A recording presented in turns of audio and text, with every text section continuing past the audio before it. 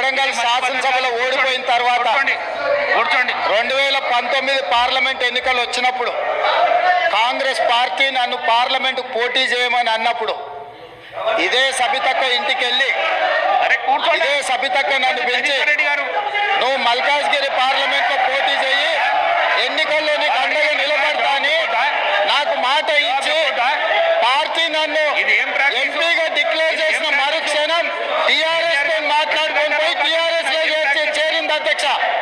తమ్ముడిగా నన్ను పిలిచి మల్కాజ్గిరి పార్లమెంట్ లో ఎన్నికల్లో పోటీ చేయమని నన్ను ప్రోత్సహించి పార్టీ నన్ను ఎన్నికల్లో అభ్యర్థిగా నిర్ణయించిన తర్వాత కేసీఆర్ మాటలకు అధికారం కోసం కాంగ్రెస్ ను వదిలి టీఆర్ఎస్ పార్టీలో చేరి మంత్రి పదవి పొంది తమ్ముని మోసం చేసింది కాబట్టి ఈ రోజు నమ్మద్దు అని కేటీఆర్ కి చెప్పిన అధ్యక్ష.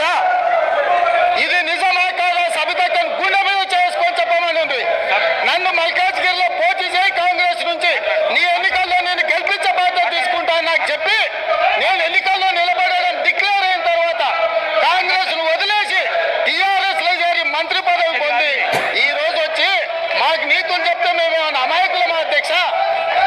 కాబట్టి ఇవన్నీ చర్చలు ఈ రోజు కేసీఆర్ ఇంటి మీద వాళ్ళ కాకినా ఇంటి మీద వాళ్ళతో కాల్ చేస్తానడు. ఎంతమంది ఉన్నారు అధ్యక్ష ఇప్పుడు అక్కడ? ఎందుకు చేర్చుకున్నారు అధ్యక్ష? గౌరవ ముఖ్యమంత్రి గారు ఎంజాయ్ చేస్తున్నారు ఇప్పుడు మాట్లాడుతుంటే. గుండె మీద చేసుకొని చెప్పాలి అధ్యక్ష ముఖ్యమంత్రి గారు కూడా. ఆ రోజు నేను అక్కగానే ఆశీర్వదించిన, ఆ రోజు పార్టీలోకి వస్తున్నప్పుడు ఒక అక్కగా ఆశీర్వదించిన, బాబు నువ్వు చాలా పెద్దగా ఎదుగుతావు, ఈ రాష్ట్రానికి ముఖ్యమంత్రి అవుతావు, రాయి పార్టీలకని ఆహ్వానించిన నేను. ఈ రోజు మరి నన్నెందుకు కక్ష తీర్చుకుంటున్నాడు నాకు అర్థమైతలేదు. ప్రతిసారి ప్రతి అసెంబ్లీలో ఒక్క నిమిషం ఆగండి చెప్పనియండి. ఒక ఆడబిడ్డ బాధ అవుతుంటే వినే స్థితిలో లేరా? వినే స్థితిలో